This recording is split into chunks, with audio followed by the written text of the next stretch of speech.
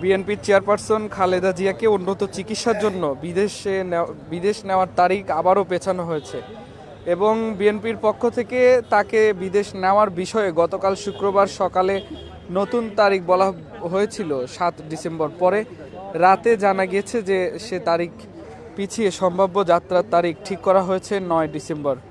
এমনটি কিন্তু আমরা জানতে পেরেছি এবং এই তারিখও পেছাতে পারে।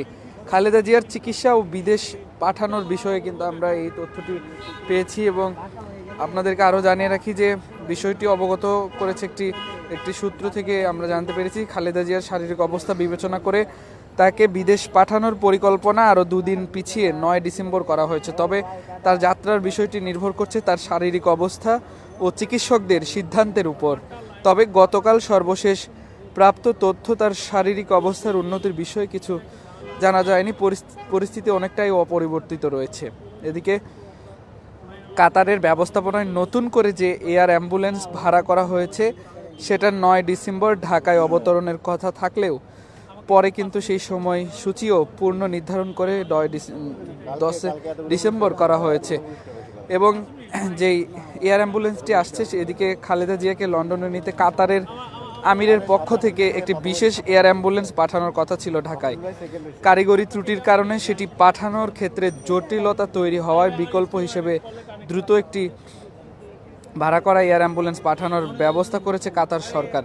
সে সাথে আপনাদেরকে জানিয়ে রাখি যে গতকাল সন্ধ্যায় ঢাকায় কাতার দূতাবাস এবং বাংলাদেশের পররাষ্ট্র মন্ত্রণালয়ের 2 জন কর্মকর্তা এই তথ্য নিশ্চিত করেছে এবং এ বিষয়ে ঢাকায় কাতার দূতাবাসের জনসংযোগ কর্মকর্তার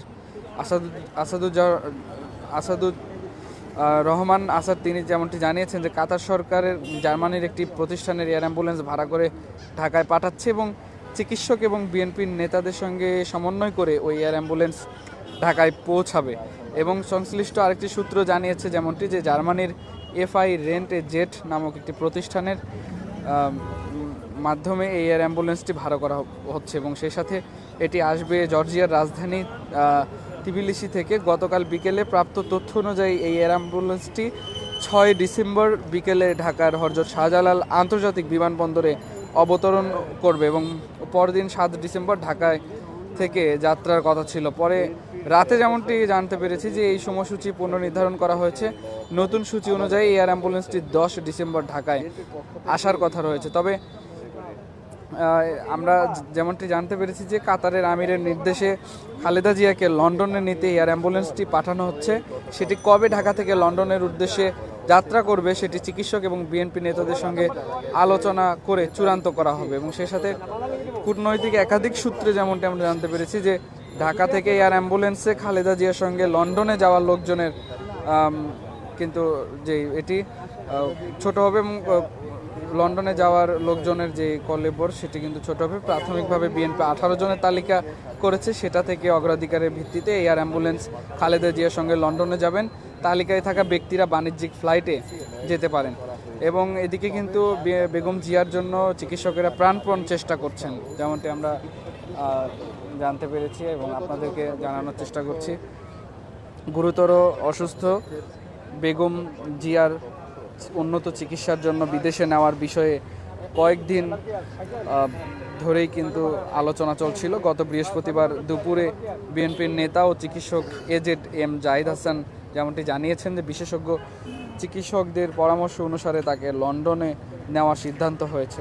শুক্রবার ভোরে কাতারের আমিরের দেওয়া এয়ার অ্যাম্বুলেন্সে তাকে লন্ডন নেওয়া হবে বলে জানিয়েছিলেন কিন্তু তিনি এবং এর 1 ঘন্টা পর আরেকটি সংবাদ সম্মেলনে বিএনপির মহাসচিব মির্জা ফখরুল ইসলাম আলমগীর এই তথ্য দিয়েছিলেন এবং পরবর্তীতে জানা যায় যে কাতারের আমিরের এয়ার অ্যাম্বুলেন্সে কারিগরি সমস্যা দেখা দেওয়ায় যাত্রা বিলম্বিত হয়েছে এবং এরপর গতকাল জুমার নামাজের পর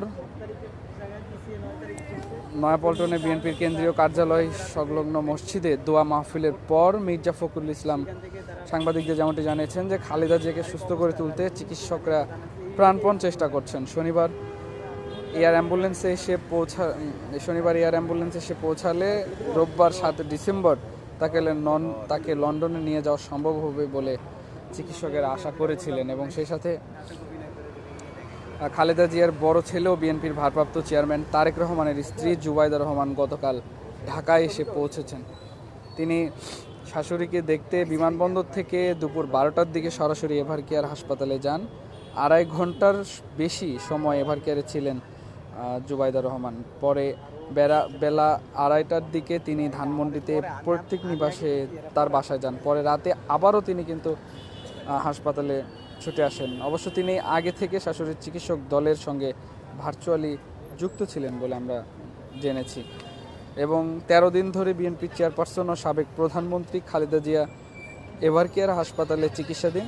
গত 23 নভেম্বর রাতে শ্বাসকষ্ট দেখা দিলে খালেদা জিয়াকে এভারকেয়ার হাসপাতালে নেওয়া হয়েছিল এবং অধ্যাপক শাহাবুদ্দিন তালুকদারের নেতৃত্বে বিদেশি, দেশি এবং বিশেষজ্ঞদের সমন্বয়ে গঠিত মেডিকেল বোর্ডের অধীনে বেগম জিয়ার চিকিৎসা কার্যক্রম চলছে। এবং বিএনপির চেয়ারপারসনের রোগমুক্তি কামনায় গতকাল বিশেষ দোয়া অনুষ্ঠিত হয়েছে। জুম্মার নামাজের পর সারা দেশে বিভিন্ন মসজিদে বিএনপির পক্ষ থেকে এই দোয়ার আয়োজন করা হয়েছিল। বাইতুল মোকাররম জাতীয় মসজিদেও বাদ জুম্মা দোয়া মাহফিল হয়। বিএনপির পাশাপাশি প্রধান উপদেষ্টার পক্ষ থেকেও কিন্তু খালেদা জিয়ার রোগমুক্তি কামনা করে গতকাল বাদ জুমা দেশের সব মসজিদে দোয়ার আহ্বান জানানো হয়েছিল। গির্জা, ব্যাগরগড় সহ অন্যান্য ধর্মের উপাসনালয়ে সংশ্লিষ্ট ধর্মের রীতি আচার অনুযায়ী প্রার্থনারও আহ্বান জানিয়েছিল অন্তর্বর্তীকালীন সরকার। দর্শক, আপনাদেরকে যেমনটি জানানোর চেষ্টা করছিলাম এভারকেয়ার হাসপাতালের ঠিক সামনে থেকে। এই ছিল এখনকার সর্বশেষ আপডেট। পরবর্তী আপডেট পেতে অবশ্যই দৈনিক ইত্তেফাকের সঙ্গেই থাকবেন। সবাইকে ধন্যবাদ জানিয়ে শেষ করছি।